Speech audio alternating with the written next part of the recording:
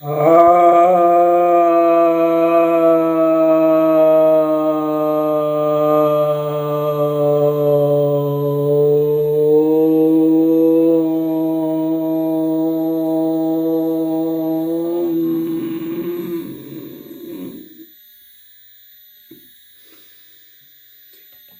भक्तजनों को सप्रेम नमन। भक्तों, आज मैं आपके समक्ष विज्ञान भैरव तंत्र के 35वें श्लोक की व्याख्या करने जा रहा हूँ और यह 12वीं ध्यान विधि है। कुल 112 ध्यान विधि में से 12वीं ध्यान विधि है। यह ग्रंथ भैरव भैरवी के संवाद के रूप में है और भैरवी की जिज्ञासा के ऊपर भैरव जी, भगवान भैरव उत्तर देते हैं और उत्तर में वे ध्यान साधना बतलाते हैं। तो इस ध्यान साधना को हम जानेंगे जो भैरव जी ने, भगवान भैरव ने बताया है। मध्य नाड़ी मध्य संस्था विषसूत्राभरूपया ध्यायता अंतर्व्योमया दिव्या तया देवः प्रकाशते। अर्थात मध्य नाड़ी के मध्य में जब हम ध्यान धरते हैं तो उसमें जो सूत्र हैं वे हमें उस आकाश में ले जाते हैं जहाँ पर कि दिव्यता है और जहाँ पर देव प्रकाशित हो रहे हैं। तो यहाँ पर भगवान भैरव ने मध्य नाड़ी का जिक्र किया है। तो ये मध्य नाड़ी क्या है?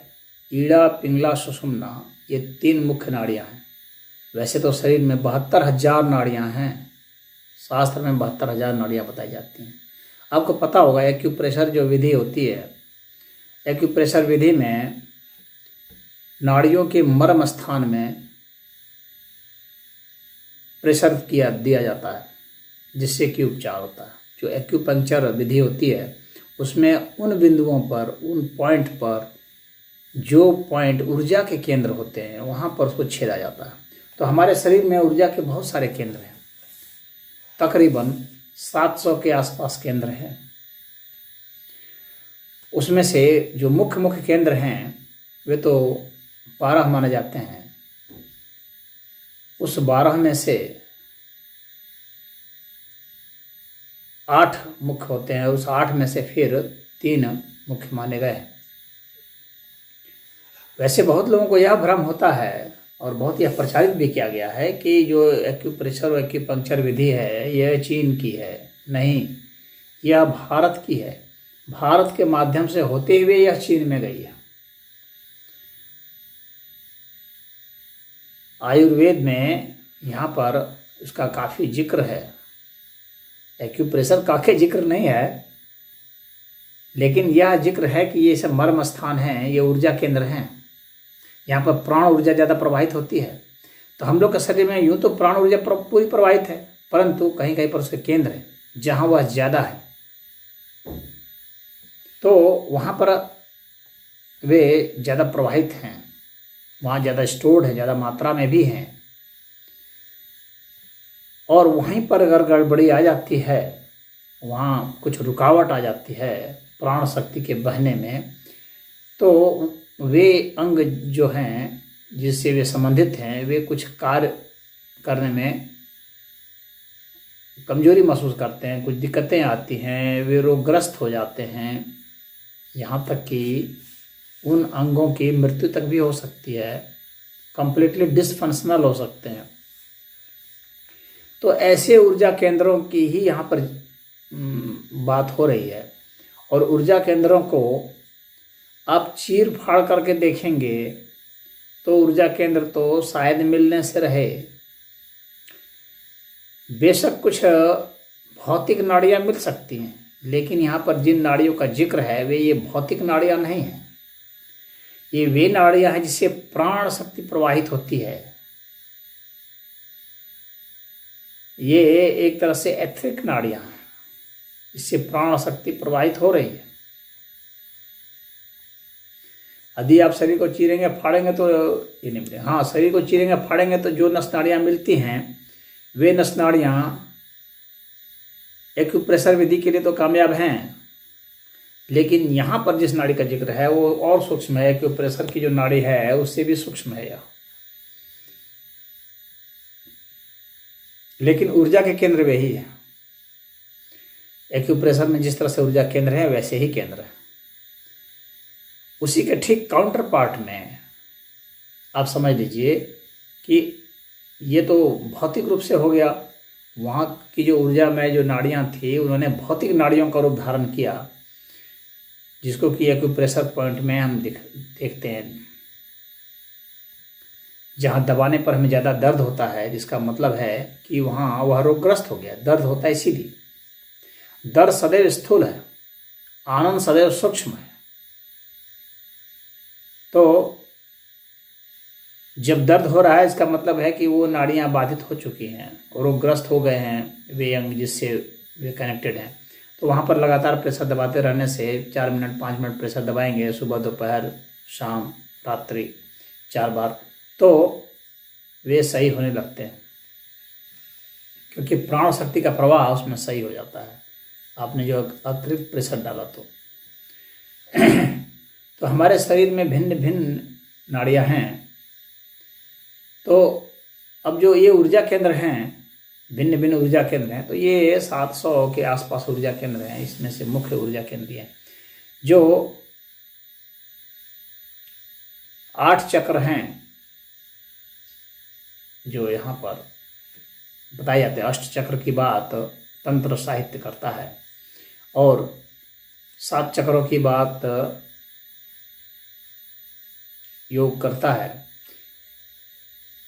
तो ये जो 8 चक्र हैं, यहाँ ऊर्जा के केंद्र हैं, ये मुख्य केंद्र है जिनको कि चक्र कहा जाता है। तो चक्रों की बात पहले कहते आए हैं। से मूलाधार चक्र है, स्वाधिष्ठान है, मणिपूरक है, सूर्य चक्र है, राहत चक्र है, विशुद्धि चक्र है, मूर्धा चक्र है, अज्जा चक्र है, सहस्रार चक्र है। ये सब जो चक्र हैं ये मुख्य चक्र है। तो वैसे तो चक्रों की संख्या भी बहुत है, ये 120 से भी पार हैं, लेकिन 8 को ही मुख्य माना गया है। कुछ लोग 14 को मुख्य मानते हैं, कुछ 8 को मुख्य मानते हैं। तो ये ऊर्जा केंद्र है, प्राण ऊर्जा केंद्र। ऊर्जा केंद्र जब मैं कहता हूँ तो प्राण ऊर्जा केंद्र आप समझिए। एक तो यह ऊर्जा है जो हम भौतिक रूप से महसूस करते हैं, ये ऊर्जा, लेकिन इस ऊर्जा को जो ऊर्जा देता है वह प्राण ऊर्जा। प्राण ऊर्जा क्या है? वह जैविक ऊर्जा है। ये तो फिजिकल ऊर्जा है, भौतिक ऊर्जा है, जो प्रकाश है, विद्युत है, चुंबकीय ऊर्जा है, ये सब जो है भौतिक ऊर्जा है। लेकिन ये जो है जैविक ऊर्जा में बदलता है तो प्राण ऊर्जा कहलाता है, जो कि इनका भी एक विकसित स्वरूप होता है। वहाँ से ही यह संचालित होता है कि कितनी भौतिक ऊर्जा क्या हुआ। रसायन ऊर्जा भी जो है एक ऊर्जा है।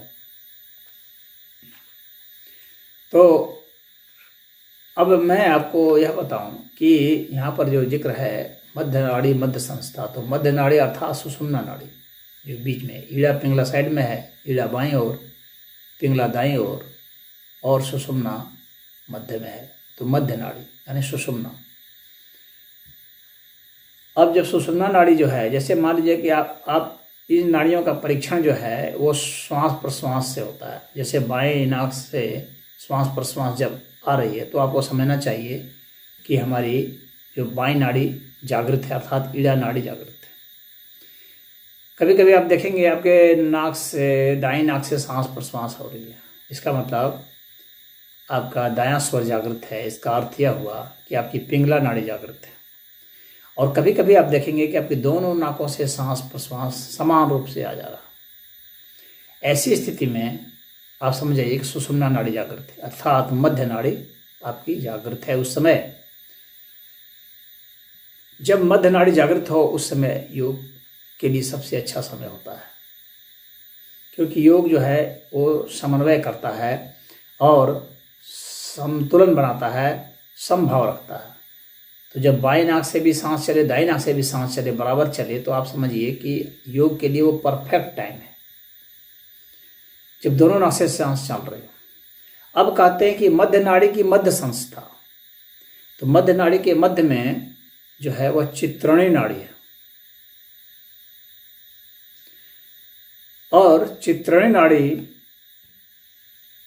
उस समय जागृत होती है जब आपके दोनों नाकों से सांस तो चल रही है, जैसे मध्य नाड़ी में चलती है, लेकिन जब दोनों नाकों से जब सांस आ जा रही है उस समय अगर दोनों नाकों से सांस बराबर आ जा रही है, यानी बाएं से जितनी सांस चल रही है उतनी दाएं से चल रही है, तो आप समझ जाइए कि आपकी सुषुम्ना में चित्रणीय नाड़ी सक्रिय है। ये आप उस समय समझिए, वो मध्य संस्था है। तो मध्य नाड़ी में जब मध्य संस्था है वहां पर आप फोकस कर रहे हैं, यानी आप श्वास पर फोकस कीजिए। नाड़ी पर आपको फोकस करने का सीधा मतलब यह है कि आप सांस पर फोकस कीजिए, क्योंकि सांस से ही आपका नाड़ी में प्रवेश हो जाएगा।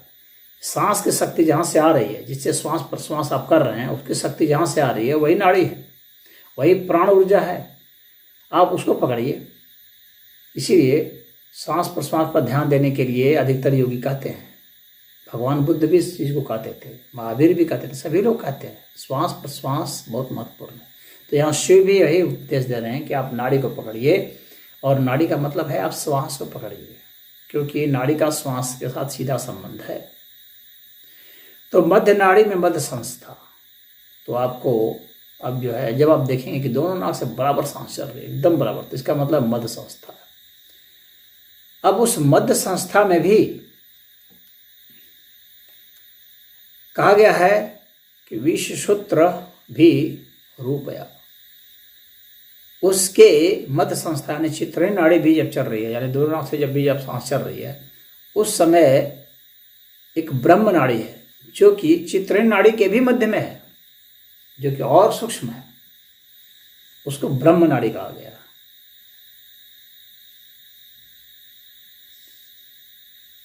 और वह कब होगा, वह आपको कैसे पता चलेगा? जब आप ये जो दोनों सांस आपकी आ जा रही है बराबर, इसका आपको पता ही जब नहीं चलने लगे, तब समझिए कि आपका ब्रह्म नाड़ी में प्रवेश हो गया। और ऐसा तब होगा जब आप चित्रणीय नाड़ी पर पूरा ध्यान लगाए, यानी दोनों सांसों पर पूरा ध्यान लगाएंगे। एक भी सांस ऐसी नहीं आ जा रही है जिसको कि आप नहीं जान रहे। धीरे धीरे क्या होगा कि आप इतना सम हो जाएंगे कि आपको फिर श्वास बोध भी नहीं रह जाएगा। सम होने पर श्वास बोध नहीं रह जाएगा। श्वास बोध तभी तक है जब तक आप विषम बोध में हो। तो श्वास तो ठीक है, शुरुआत तो करेंगे आप श्वास से, लेकिन श्वास पर ही आपको नहीं रह जाना है, क्योंकि श्वास प्रश्वास पर जो है ध्यान देना यह विषमता ही है। जब आपका ध्यान सट जाता है, जब समाधिस्थ आप हो जाते हैं, इसका अर्थ हो गया श्वास प्रश्वास से आपका ध्यान हट चुका है, लेकिन बाहर नहीं गया है, वो उसके अंदर प्रवेश कर गया यानी नाड़ी में आप प्रवेश कर गए। और नाड़ी में प्रवेश कर गए, इसका अर्थ है अब ब्रह्म नाड़ी में प्रवेश कर गए। तो वहाँ वहीं पर यहाँ पर लिखा हुआ है विषसूत्राभिरूपया। तो ब्रह्म नाड़ी में आपका प्रवेश हो गया, उस सूत्र में प्रवेश हो गया। कौन से सूत्र में? जो दिव्य सूत्र है, जहाँ पर जो ध्यान करने से कहा है कि अंतर्व्योम ध्यायता अंतर्व्योमया। अंतर का जो आकाश है, आपके भीतर का जो आकाश है, वो उस पर आपका ध्यान चला जाता है। तो भीतर का जो आकाश क्षेत्र है उस पर, और वो काफ़ी सूक्ष्म आकाश क्षेत्र है, और उसमें जब चला जाता है तो वह ब्रह्म नाड़ी है, वह दिव्य नाड़ी है। और वहाँ पर देवः प्रकाशते, वो पूरा प्रकाश से आपका भरा हुआ है। तो उस प्रकाश में आपका प्रवेश हो जाता है, दिव्य प्रकाश में। तो ब्रह्म नाड़ी में जब आपका प्रवेश होगा तो प्रकाश में प्रवेश हो जाएगा, वह दिव्य आलोकित प्रकाश में। उसके बाद उससे भी आपको गुजरते हुए ब्रह्म से पर ब्रह्म में आप प्रवेश करते हैं, वह शिव तत्व है, पर ब्रह्म में। तो ब्रह्म नाड़ी में प्रवेश किए, दिव्यता में प्रवेश किए, वहाँ पर आप रोशनी से नहा जाएंगे, सूक्ष्म रोशनी से नहा जाएंगे, पूरा शरीर रोशनमय होगा, पूरा अस्तित्व आपको रोशनमय लगेगा। और वहाँ से आप फिर शिवत्व में प्रवेश करते हैं, भैरव के पर रूप में प्रवेश करते हैं, जिसे पर भैरव कहा जाता है।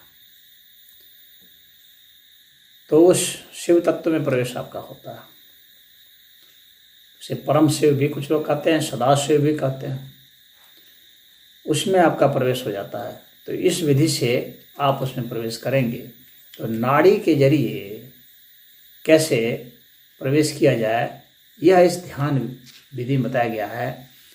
और वह जो चक्र हैं, जो कुंडलिनी चक्र कहा जाता है, उन चक्रों का भेदन होने लगेगा और उसमें भिन्न भिन्न आकाश प्रकट होंगे, चिदाकाश प्रकट होंगे।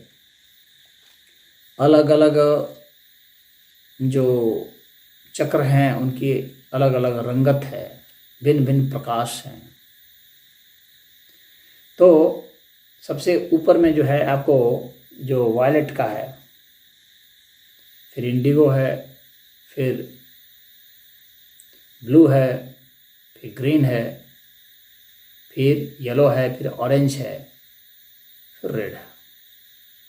तो इन रंगों में और इसी के जो रेंज हैं, इनके बीच के जो रंग हैं, उसमें ही आपका प्रवेश होता चलेगा। अंत में आप जो है रंग विहीन, जहाँ पर रंग नहीं है, रंग से परे की जो बात है, वहाँ पर आपका प्रवेश हो जाता है। तो चक्रातीत अवस्था हो जाता है और वह परम शिव स्वरूप अवस्था है। तो इसके माध्यम से आप प्रवेश करते हैं। तो यहाँ पर नाड़ी का और प्रकाश का वर्णन है, देव का वर्णन है। अलग अलग चक्रों में अलग अलग देवों की बात होती है। जैसे कि आपका जो शुरुआती चक्र है वह गणेश का माना जाता है, गणेश देव का। फिर ब्रह्मा का माना जाता है क्योंकि वहाँ उत्पत्ति का है। फिर विष्णु का माना जाता है। इस तरह से भिन्न भिन्न देव प्रकट होते हैं, भिन्न भिन्न जैसे जैसे अलग अलग रंग के प्रकाश आपको मालूम पड़ेंगे। सहस्रार में तो बैंगनी रंग मालूम पड़ता है और सहस्रार की भी जब पराकाष्ठा पहुंचती है तो सभी रंगों का मिश्रण आपको मालूम पड़ता है। और उसके बाद फिर रंगों की दुनिया से परे, प्रकाश की दुनिया से परे आप हो जाते हैं। उसको प्रकाश भी नहीं कह सकते हैं, वह शिव स्वरूप है। तो इस तरह से आपका ये नाड़ी जागृति होती है। और जैसे जैसे नाड़ी जागृत होती है वैसे वैसे आप स्वस्थ भी होते जाते हैं। क्योंकि जहाँ जहाँ आपके नाड़ियों में विकार है, ये प्राणायाम इसीलिए किया जाता है कि जहाँ जहाँ प्राण शक्ति अटकी हुई है, जिन जिन नाड़ियों के केंद्र में, उसको वो ठीक कर दे। तो प्राणायाम पूरा करने से आपके शरीर में प्राण शक्ति का पूरा अच्छे से प्रवाह हो जाता है। जहाँ पर रुका हुआ है वो ठीक हो जाता है, इसीलिए आप स्वस्थ हो जाते हैं। स्वस्थ होने के पीछे का मनोविज्ञान और उसका वास्तविक विज्ञान यही है, प्राण विज्ञान यही है कि प्राण शक्ति वहाँ अटकी हुई थी, इसलिए आप रोगी थे, तो आप रोग मुक्त हो जाते हैं। यही यहाँ पर ध्येय है बताना कि किस तरीके से हम नाड़ियों के जरिए, या अच्छे से आप समझें तो श्वास प्रश्वास के जरिए हम नाड़ी पर धीरे धीरे नाड़ी के भीतर प्रवेश कर जाते हैं। नाड़ी पर हम प्रभाव अपना जमा लेते हैं और उसमें हमारा प्रवेश हो जाता है सुषुम्ना नाड़ी में, फिर चित्राणी में, फिर ब्रह्म नाड़ी में, फिर शिव तत्व में प्रवेश हो जाएगा। बस आपको शुरुआत जो करनी है वो, चूँकि फिजिकल है तो फिजिकल से शुरुआत करनी है, आपको अपने सांसों से शुरुआत करनी है। सांस पर ही आपको ध्यान देना है और मध्य नाड़ी के सांस का आपको वेट करना होता है। तो लगातार जब प्राणायाम करते हैं तो क्या होता है, अगर आप जो है नाड़ी शोधन प्राणायाम करते हैं, एक प्राणायाम होता है नाड़ी शोधन प्राणायाम। यदि आप नहीं जानते हैं तो वीडियो हमारा बना हुआ है नाड़ी शोधन प्राणायाम का, उसको देख लीजिए। नाड़ी शोधन प्राणायाम करने से क्या होता है, नाड़ियाँ शुद्ध हो जाती हैं, प्राण शक्ति प्रवाहित हो जाती है और सुषुम्ना नाड़ी जागृत हो जाती है। 108 बार की आवृत्ति होने पर वो ऐसा हो जाता है। तो सुषुम्ना नाड़ी जागृत हो जाती है, दोनों नाकों से सांस चलने लगती है नाड़ी शोधन प्राणायाम करने से। फिर आपको मध्य संस्था अर्थात चित्रिणी नाड़ी का बोध हो जाता है। फिर उसके मध्य संस्था का सूत्र अर्थात ब्रह्म नाड़ी का भी आपको पता चल जाएगा, बिल्कुल जब आप शांत भी हो जाते हैं और सांस बराबर जब हो जाती है तो यह आप लगातार ध्यान दीजिए। इस तरह से इस प्राणायाम को कीजिए। आप नाड़ी शोधन प्राणायाम को सिद्ध कीजिए। इसको करने के लिए जब नाड़ी शोधन प्राणायाम को आप सिद्ध कर लेते हैं तभी आपका ये मध्य नाड़ी में प्रवेश हो पाएगा, अन्यथा ऐसे नहीं हो पाएगा।